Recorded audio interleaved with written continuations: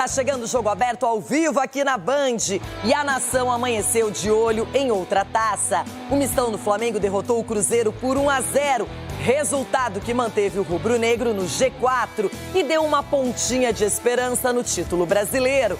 Já a torcida celeste, que hostilizou o atacante Bruno Henrique, vaiou Fernando Diniz, que ainda não venceu pelo time na competição.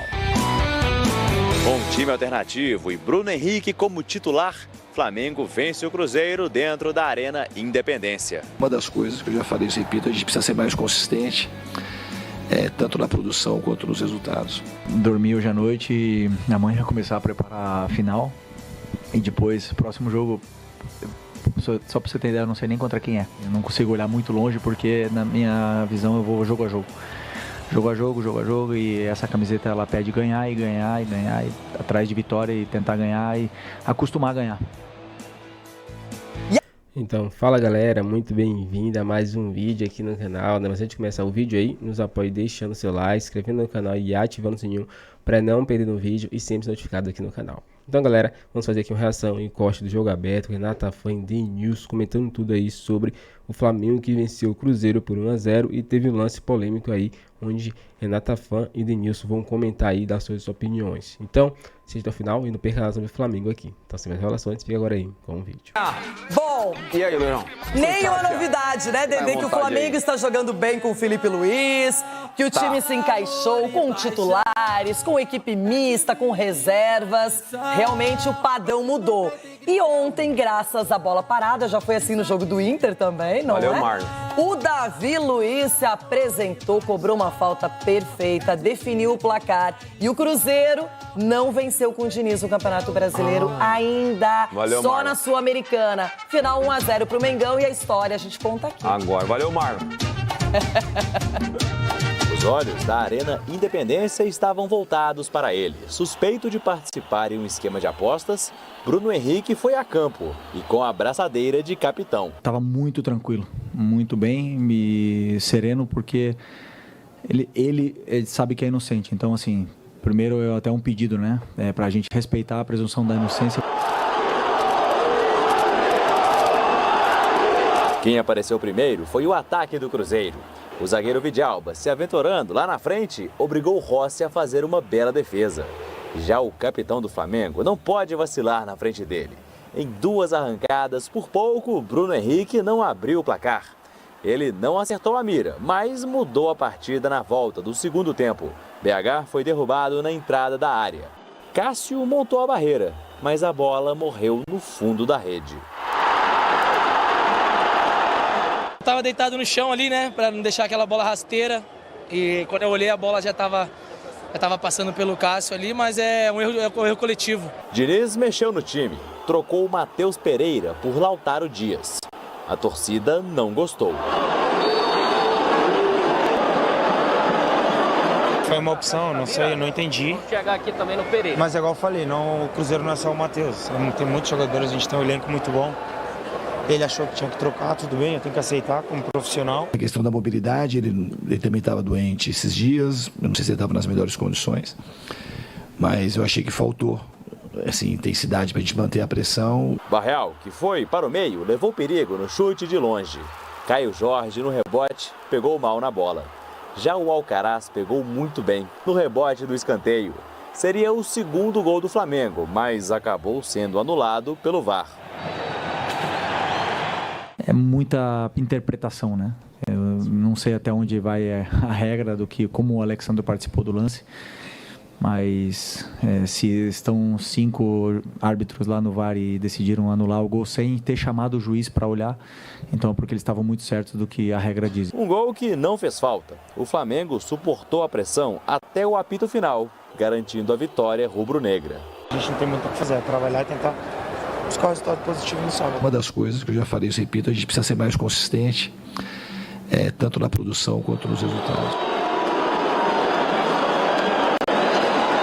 O resultado marca mais um tropeço do Cruzeiro pelo Campeonato Brasileiro. E olha que a Raposa não vence na competição desde o dia 1º de setembro. De lá para cá foram 7 partidas, com 4 derrotas e 3 empates. Já o Flamengo, às vésperas da decisão da Copa do Brasil, poupou seus principais jogadores e ainda volta para o Rio de Janeiro mais confiante e com 3 pontinhos na bagagem. Estamos muito longe ainda dessa taça, do mesmo jeito que eles também estão. Então, assim, para mim tá 50-50. E vamos ter que fazer um jogo muito sólido. O discurso é correto, claro que 3-1 é uma super vantagem, mas não tem nada definido mesmo. O Galo nitidamente, completamente fora do jogo de ontem no Campeonato Brasileiro, provavelmente só pensando na Copa do Brasil. E o Flamengo, até pela circunstância, por ter uma decisão, um título para ser resolvido no domingo, jogou bem, conseguiu fazer o gol, se segurou, e o Cruzeiro é que preocupa.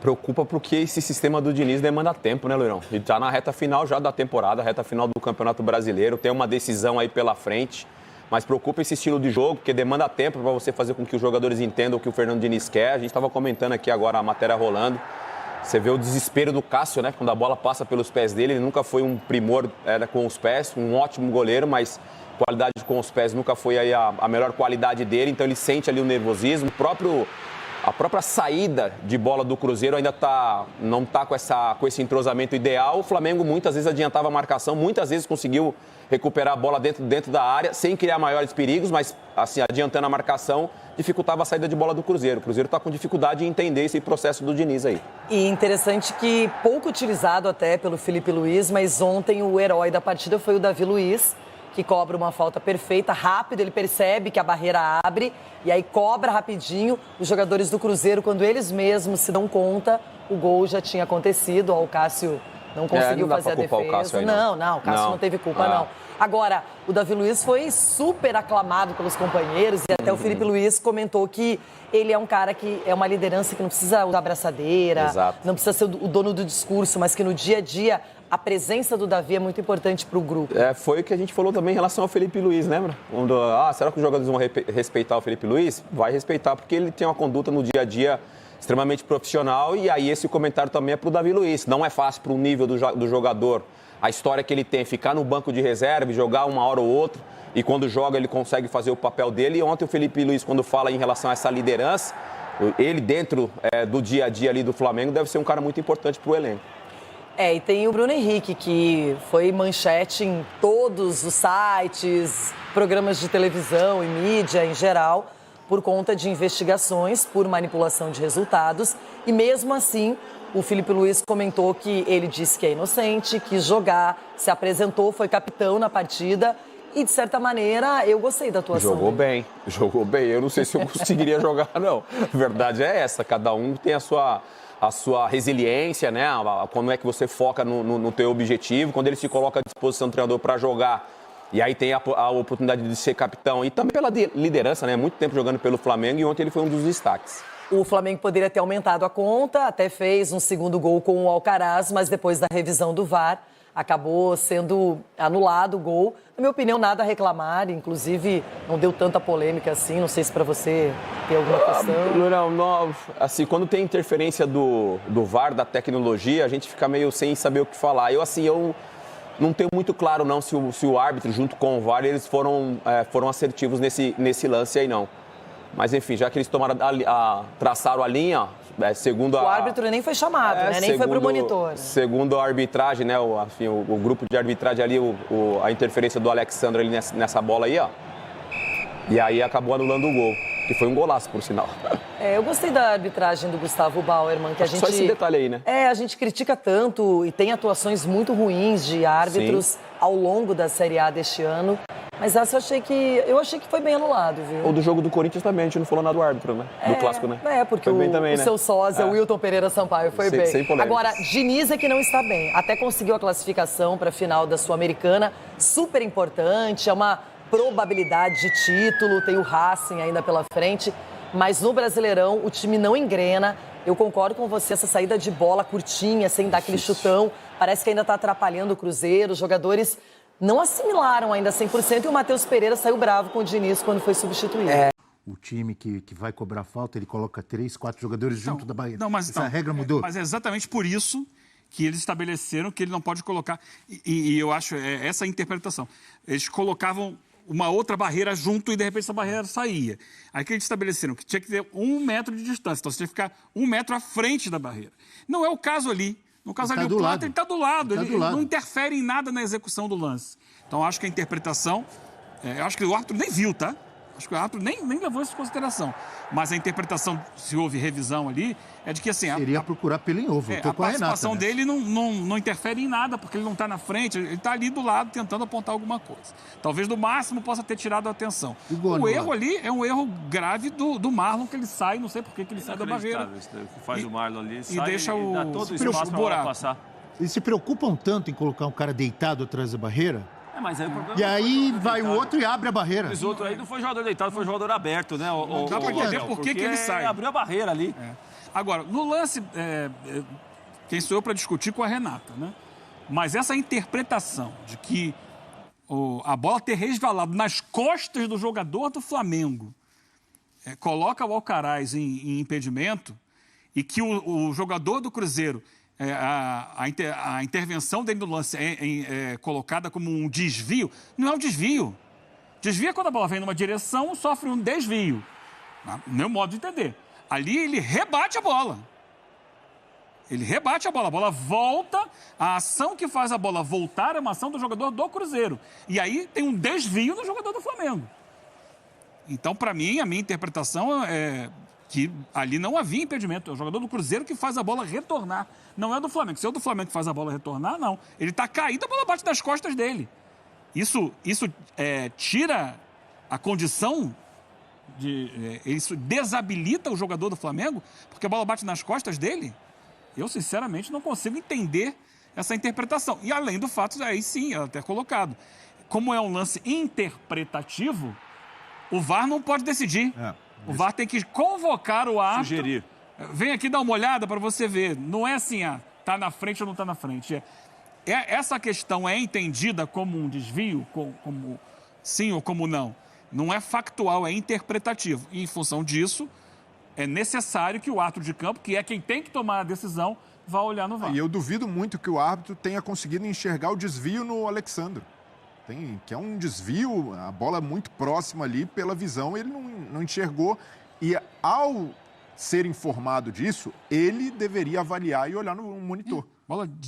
O desvio no Alexandre. E o ato que devolve a bola, então o jogador da defesa, ele não desviou a bola, ele devolveu a bola. Mas até por mais que ele tivesse desequilibrado, faz parte do jogo. Ele devolveu a bola. Mas até pela explicação da Renata, apesar de ser um lance interpretativo, como ela falou também, o gol foi bem anulado. Não é nenhum assim absurdo esse gol anulado. Porque o Bruno Spindel quer vender uma narrativa aí é outra história. Que o gol é absurdo. É aquela história dos dirigentes que gostam de botar pressão na arbitragem. Não é absurdo nenhum. Essa é uma outra questão. Que todos os dirigentes fazem. Especialmente quando tem um jogo ali na frente, que é um jogo importante. Não, mas esse aí foi diferente. Nós somos os coitados, estão os 19 contra a gente. Isso aí passou do limite para mim. Mas, em geral, eles colocam Concorda essa ou não? Mas é que já começou antes também, os dirigentes do Atlético com a história de colocar impedimento semiautomático, já lançando essa mesma coisa, querendo pressionar a arbitragem. Pois é. Dos dois lados, do Galo também. E o Bruno Spindel se aproveitou desse lance, de uma forma oportunista também, para colocar mais carga. E aí, no fundo, não tem nenhuma história construtiva de dirigente querendo melhorar a arbitragem, é querendo olhar o seu lado. E vários clubes já recorreram a essa narrativa do contra tudo e contra todos. Já foi Botafogo, já foi Palmeiras. Isso é regra no futebol. Exato. Essa frase contra tudo e contra todos é regra no futebol. Todo mundo usa, todo mundo tem um mundo contra o seu time. É impressionante como virou uma regra no futebol usar essa expressão, que só serve para tentar criar narrativa. Mas nada. Quero ouvir o amigo Prates sobre essa questão. Arbitragem, Spindel. Sobre o Spindel, quer que eu fale? Gol anulado. Eu fiquei pensando, se o Flamengo está sofrendo prejuízo, o Atlético Goianiense, coitado, é bom então ir para a Série C, porque se está todo mundo contra o Flamengo aí... Todos os times reclamam. Outro dia a gente viu o Fluminense reclamando. Então vamos todo jogo isso, é prejudicado, todo mundo reclama. Não tem nada disso. O lance interpretativo, a Renata explicou ali. O Botafogo ano passado reclamou, barbaridade, fez um monte de coisa e tal, não sei o quê. Hoje é líder, não está reclamando. Ali na frente, se tropeçar, o campeonato é manchado. Faz parte. Eu acho que... Não, o Spindle quis ganhar um pouco mais de notoriedade em relação a reclamar de arbitragem, representar parte da torcida, ou quem se sentiu representado pressionar o árbitro de domingo. Mas domingo, se o Flamengo jogar o que jogou no Maracanã, tiver uma grande atuação, vai levantar a taça. Não é por causa da arbitragem, alguém está com má vontade, está todo mundo perseguindo. Isso aí é conversa mole. Isso aí é conversa, como a gente fala no interior, Abel, para boi dormir. A gente fala no interior, a gente usa muito essa frase, conversa para boi dormir. Não sei por que existiu o boi isso, ronca? quem inventou, Mas você já viu o boi dormindo? Quando Nunca viu um boi dormindo. Nunca viu? Não, o boi está sempre ali, ativo no passo. Você é do interior? Não, mas eu conheço quem é. Lembrei agora de um samba enredo que falava: seu lero-lero, blá, blá, blá, conversa mole, isso aí é papo para boi dormir. Aí. Tudo isso. Lero-lero, blá, blá, blá, conversa mole. Isso aí que fez o Bruno Spindle. Não vai ficar assim, não. O senhor tem que falar a escola de samba e o ano. Senão o senhor... Caprichosos de Pilares, 1987... Com o famoso samba, ajoelhou, tem que rezar. Isso falava sobre políticos. Mas deixa eu tirar uma dúvida. Isso era para políticos. Fala prática. Cantado pelo gigante Carlinhos de Pilar. Quando você fala assim, qual foi a escola, o samba enredo e o ano, isso daí é verdade mesmo, Eugênio? Porque eu conheço alguns jornalistas, que é o seguinte, o cidadão fala assim, na Olimpíada de Helsinki, 52. Mas aí ninguém viu a Olimpíada de Helsinki, ninguém vai pesquisar. Deixa eu ver se foi na Olimpíada de Helsinki que o cidadão pulou de costa... Milton Neves. Vou falar o Noroeste. Mas o Cruzeiro entrou com a força máxima. E perdeu o jogo para o Flamengo reserva. É mais uma demonstração da força desse elenco do Flamengo. É impressionante, gente. Olha os caras que estão fora. Pedro, Vinha, Cebolinha, só voltam no ano que vem. Luiz Araújo e De La Cruz estão fora. Vão voltar ainda esse ano, mas estão fora. Não jogam final de Copa do Brasil, estão fora. Aí hoje ficaram no Rio Léo Ortiz, Wesley, Gerson, Arrascaeta, Gabigol. Olha a quantidade de gente que ficou fora. E vocês viram o time que o Flamengo botou em campo hoje? Olha, é um time que encarou de igual para igual e foi melhor em boa parte do jogo do que o Cruzeiro com a sua força máxima. Então, realmente, esse elenco do Flamengo é excepcional. E dirigido por um cara que, de fato, a cada jogo que passa, ele vai mostrando ainda mais a sua qualidade. Que início de carreira como técnico do Felipe Luiz.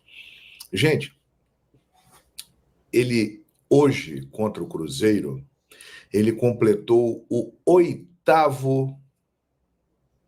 oitavo jogo dele como técnico do time profissional do Flamengo.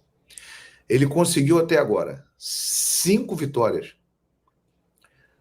2 empates e 1 derrota, que foi para o Fluminense, naquele segundo tempo do jogo contra o Fluminense, que foi o pior momento até agora do Felipe Luiz dirigindo a equipe rubro-negra.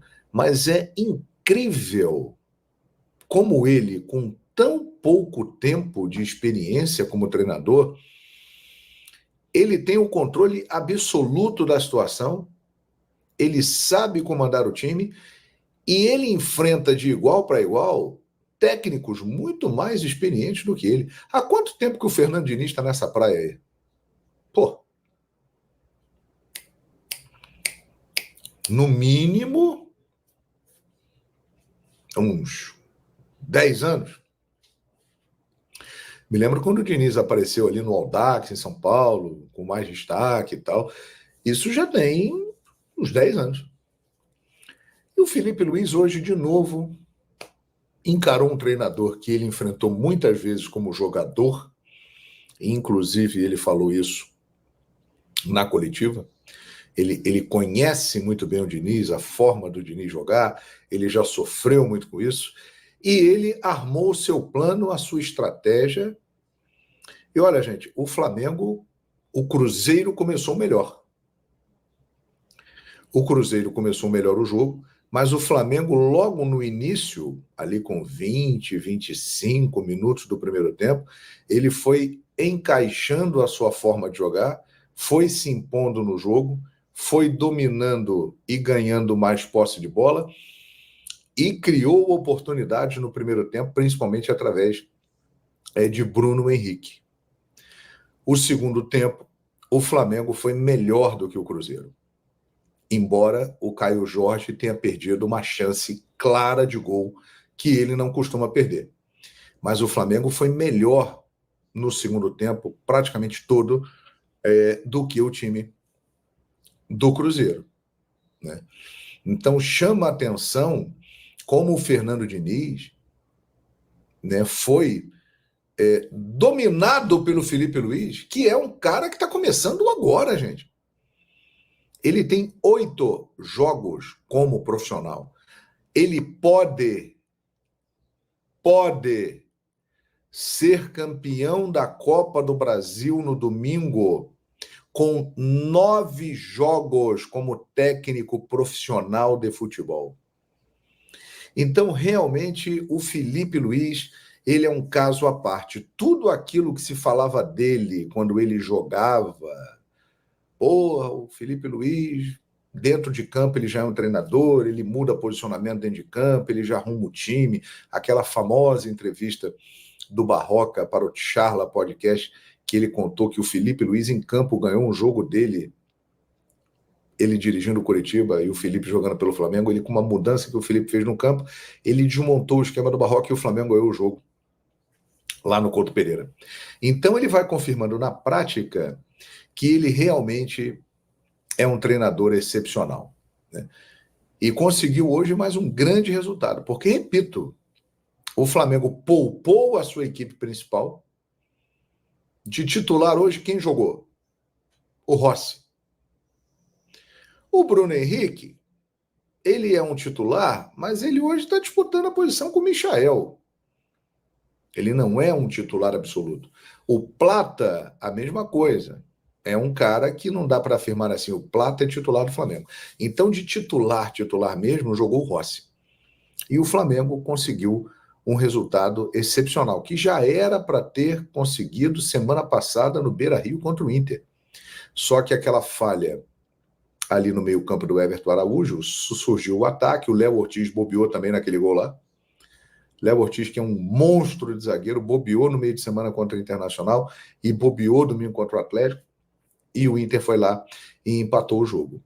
Agora, o Flamengo realmente com o Felipe Luiz, ele está muito certinho, ele está muito arrumado e tem o treinador mais promissor do Brasil, né? O Felipe Luiz é incrível a sua trajetória, a sua carreira meteórica, impressionante. E teve também o seu trabalho facilitado hoje pelo Fernando Diniz, que não está bem. Repito, o Diniz tirou o Matheus Pereira. Aí o Flamengo agradeceu. Muito obrigado, Fernando Diniz. Porque o Matheus Pereira, que estava mal no jogo, mas era o cara do passe, o cara da assistência, o cara que pifa a bola, que deixa o companheiro na cara do gol. Depois que ele saiu, o Cruzeiro ficou com Veron, Caio Jorge e Lautaro Dias, mas não tinha ninguém para abastecer.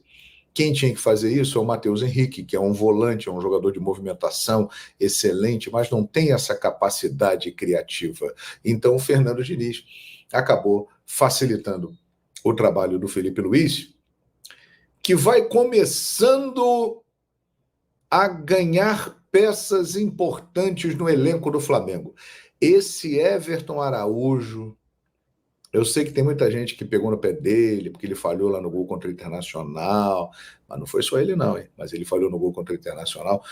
Hoje ele perdeu outra bola ali na entrada da área, mas o Alan deu uma furada para ele ali, uma cebola, ele tentou se virar, perdeu a bola, mas esse Everton Araújo, ele é um grande jogador, né? Ele é um volante de grande capacidade. Ele tem um posicionamento perfeito. Ele joga simples. Ele tem uma capacidade de marcação muito boa. ele se posiciona, não é um cara muito faltoso, e é um cara que, quando pega a bola, ele olha sempre para frente e dá o passe com qualidade na saída de jogo. Ele é um grande jogador, o Everton Araújo. E eu chego a dizer o seguinte, eu acho que domingo o Felipe deu uma pista hoje do que ele deve fazer domingo. Ele vai botar o Everton Araújo e o Pulgar juntos no meio-campo. Ele vai encher o meio-campo com qualidade. Repetir o que fez contra o Corinthians. Então, eu acho que, pelo que vimos hoje em campo, o Flamengo deve ter domingo Everton Araújo e Pulgar como volante. Gerson e Arrascaeta no meio-campo. Gabigol e Michael ou Bruno Henrique, não sabemos. Acho que nesse momento está mais para o Michael e tal. Mas é uma possibilidade. É algo que me chama a atenção, a ascensão desse rapaz. E outro cara que também andou sendo criticado recentemente, que é jovem, mas que tem um potencial fantástico, ele se chama Alcaraz. Alcaraz. Ele fez um gol hoje que foi anulado, mas é um gol de quem conhece. Ele é um jogador que tem uma característica de passe muito interessante para o meia, que é um passe sempre vertical, e é um jogador objetivo, e ele finaliza bem de fora da área. É um jogador de 21 anos, e que hoje, embora tenha demonstrado cansaço em alguns momentos no segundo tempo, ele teve uma atuação destacada. Então, esses dois caras, Everton Araújo e Alcaraz, eles estão crescendo muito no elenco do Flamengo e principalmente com o trabalho do Felipe Luiz. Eles se tornam duas peças muito interessantes e muito importantes. Agora eu gostaria de falar o seguinte para vocês, hein? Competições diferentes. Uma é o Brasileirão, outra é a Copa do Brasil. Entraram em campo hoje os dois finalistas. O Flamengo venceu com o time reserva o Cruzeiro em Belo Horizonte. Cruzeiro com a sua força máxima. O Atlético Mineiro entrou em campo com o seu time reserva e perdeu para o lanterna do campeonato em Goiânia. Isso tem influência no jogo de domingo, na final da Copa do Brasil, na minha avaliação. E por quê? Tudo é uma questão psicológica, uma questão de ambiente. A vitória, ela traz confiança, ela deixa o ambiente melhor, mais favorável. A derrota, ela traz um baixo astral, uma desconfiança. É uma pedra a mais que o Galo vai ter que carregar para essa decisão de domingo. A própria torcida, que, claro, vai apoiar, acredita, vai entupir a Arena MRV, vai dizer eu acredito e vai lutar até o final pelo título, mas a própria torcida fica ressabiada. Porra, olha aí, o time reserva perdeu por lanterna do campeonato. E se a gente precisar desses jogadores reservas no domingo? Porque eles vão estar no banco lá. Como é que vai ser? Então, eu acredito que psicologicamente isso aí influencia. O Flamengo vem de uma vitória e o Galo vem de uma derrota. Influencia no pré-jogo, na preparação para o jogo. Amanhã, o treinamento do Flamengo, ele vai ser muito mais alegre, muito mais confiante, muito mais positivo. O treinamento do Atlético vai ser mais pesado, porque o Atlético já tem uma desvantagem para tirar. Ele perdeu por 3-1 o primeiro jogo. O Flamengo pode perder até por 1 gol de diferença.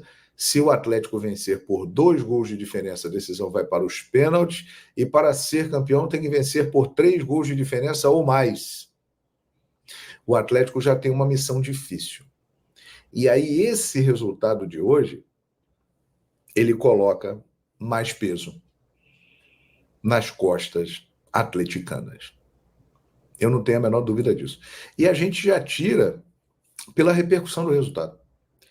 Eu estava ouvindo aqui os companheiros da Rádio Itatiaia, que eu gosto muito de ouvir, e uma análise já mais crítica ao momento do Atlético, que há uma semana conseguiu um feito fantástico. Eliminou o River Plate da Libertadores da América, se comportou muito bem dentro do Monumental de Nunes lotado. Mas o que o Atlético fez domingo no Maracanã deixou uma impressão muito ruim. O Atlético foi inteiramente dominado e foi inoperante contra o Flamengo. Então o Atlético tem esse caminho longo a percorrer e agora leva uma cacetada do lanterna do campeonato. Tem muita gente que vai falar, porra, João Guilherme, mas é o time reserva. Tá bom, mas é o Atlético Mineiro. Quem perdeu o jogo foi o Atlético Mineiro para o Atlético Goianiense. O mesmo clube, a mesma torcida, as mesmas pessoas que estarão domingo na final da Copa do Brasil. O 11 titular será diferente, mas o Atlético perdeu, o Flamengo ganhou. Esse resultado do Flamengo foi excepcional, cara. O Flamengo jogou com uma equipe reserva contra o Cruzeiro titular e ganhou do Cruzeiro em Belo Horizonte por 1-0 e poderia ter ganho demais, porque teve um gol anulado, um gol do Alcaraz, que na minha avaliação até foi bem anulado. Mas o Flamengo poderia ter vencido demais. O Flamengo teve chances, bola na trave do Bruno Henrique, teve outras oportunidades, o Cruzeiro também teve, mas o Flamengo foi superior. O Flamengo foi melhor. Então isso aí conta para o jogo de domingo. Claro que vai vir o discurso, não, tem que virar a chave, e a chave vai ser virada. A partir de agora, Flamengo e Atlético estarão inteiramente conectados e focados na Copa do Brasil. Só que para o Flamengo será mais fácil virar essa chave. Porque o Flamengo, além de ter vencido o primeiro jogo, ele venceu o pré-jogo da final. E nas condições que eu já expliquei. E o Atlético perdeu. Esse jogo de hoje em Goiânia era um jogo para o Atlético recuperar a confiança. Porque o Atlético saiu abalado domingo do Maracanã. O Atlético não jogou nada. E o Flamengo jogou muito bem. Então era um jogo para o Atlético ganhar, para o Atlético se animar. Porra, vamos lá que dá, porra. Eu acredito. A galera continua achando isso. Mas eu acredito... Porra, mas não está jogando bem. Perdeu para o lanterna do campeonato. E já o Flamengo, que tem a vantagem muito boa, a torcida está empolgada, a torcida está confiante. O Felipe Luiz ganha confiança. O treinador ganha confiança. Quando ele consegue um resultado como o de hoje, usando peças do seu elenco que não são aquelas consideradas titulares, e o Flamengo jogou bem, ele ganha confiança. Já o Milito, que domingo foi engolido pelo Felipe Luiz, ele hoje tá com a cabeça inchada. Então é isso, galera. Chega mais um fim de um vídeo aqui no canal. Vimos aí no começo do vídeo Renata Fã, News comentando tudo sobre esse jogo, né? Entre Cruzeiro e Flamengo. O Flamengo venceu por 1-0, né? Um jogo um pouco apertado, mas teve um lance polêmico ali, né? Onde no momento do gol do Alcaraz, né? O juiz anula esse gol porque tocou a bola nas costas do jogador do Flamengo, que era Alexandre, né? Que se jogou ali, né? para poder disputar o espaço, e a bola bateu nas costas e depois bateu ali no joelho do jogador do Cruzeiro, né? Então, os dois jogadores ali não teve intenção, né, vou dizer assim, né, de tocar na bola, né? Não teve o domínio certo e a bola voltou para o Alcaraz. Então, nesse ponto aí, você vai privilegiar o inflator, né? Então, foi isso que aconteceu, né? Acabou privilegiando aí o time rival, né, que tinha tomado o gol. Visto que os dois tocou na bola. Se os dois tocou na bola sem intenção, ainda mais o jogador do Flamengo que bateu nas costas. Já o do Cruzeiro, pelo menos ele viu a bola, né? Ele rebateu a bola para frente, né? Então, mostrando que ele tinha intenção sim de tirar aquela bola ali. Já o do Flamengo não, tava de costa. A bola bateu nas costas do jogador e desviou. O jogador do Cruzeiro, e a bola subiu para o Alcaraz, que fez o gol, né? Então, ele acabou aí privilegiando o time oposto do Flamengo, né? E aí, quase que o Flamengo poderia se dar mal no finalzinho, porque teve um jogador expulso. Esse toma empate aí, né? Dava adeus direto ao Brasileirão. Na verdade, já tá complicado, né? Mas se empata aí ou perde esse jogo, já era adeus ao Brasileirão. Qual a sua opinião, torcedor? Deixa um comentário pra gente aqui, se inscreva no canal e até o próximo vídeo.